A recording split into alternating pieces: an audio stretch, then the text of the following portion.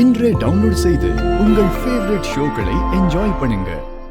அதான் அவங்களுக்கு பிடிச்ச புடவைய அம்மா ஸ்தானத்துல நீங்களே எடுத்து கொடுக்கணும்னு நான் ஆசைப்பட்டேன். அவங்க எல்லாரையும் கூட வர சொல்லிருக்கேன். இதுல எதுவும் தப்பா இருக்கா ஜனமா? இதான் என் தமிழ். எல்லாரும் தனக்காக யோசிக்கும் போது தமிழ் மத்தவங்க இடத்துல இருந்து யோசிப்பா. தமிழை பார்த்து எல்லாரும் கத்துக்கோங்க.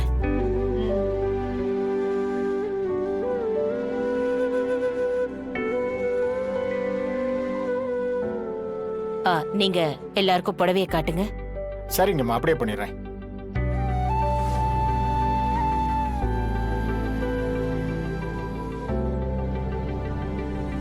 மீனா, அமுதா, நீங்களும் புடவை எடுத்துக்கோங்க. இல்ல பரவாயில்ல, இருக்கட்டும். எடுத்துக்கோ அண்ணி. அத்தை எடுத்துக்க சொல்றாங்களா? எடுத்துக்குவோம். அழகான புடவையா இருக்குல்ல, போய் எடுத்துக்கோ. புடவைக்காரே அதை எடுத்து புடவை எடுங்க. அதான் அந்த கலர். இதுவாமா? அப்படியே அந்த கிரேவும் எடுங்க.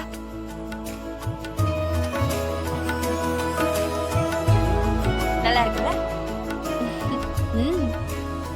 தமிழ், ஜனமா நீ போய் அம்மா தங்கச்சிங்களெல்லாம் அழைச்சிட்டு வா. அவங்களும் புடவை எடுத்துக்கிட்டோம். இல்ல ஜனமா, பரவாயில்ல, இருக்கட்டும். சேது, நீ போய் அவங்கள கூட்டிட்டு வா. சரிங்க ஜனமா.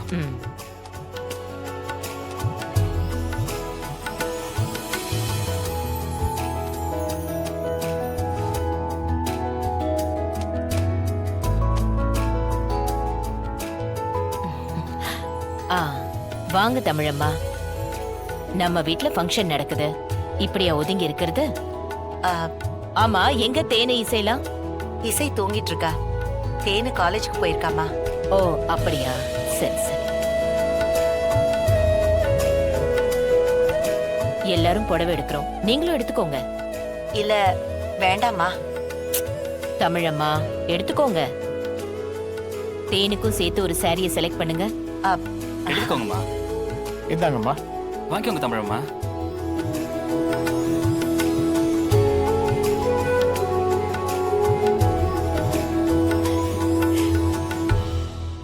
ஓ, புடவை செலக்ஷன் போயிட்டு இருக்கா? சூப்பர். ஏய் கேடி,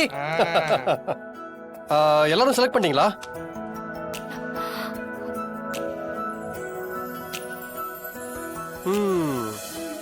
தமிழ் குடும்பத்துக்கு பார்த்துட்டு இருக்கீங்க.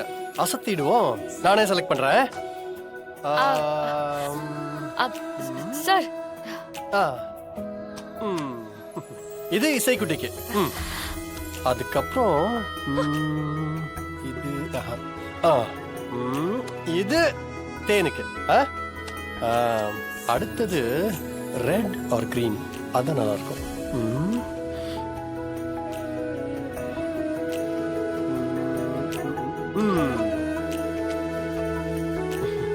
தமிழ், இது உனக்கு.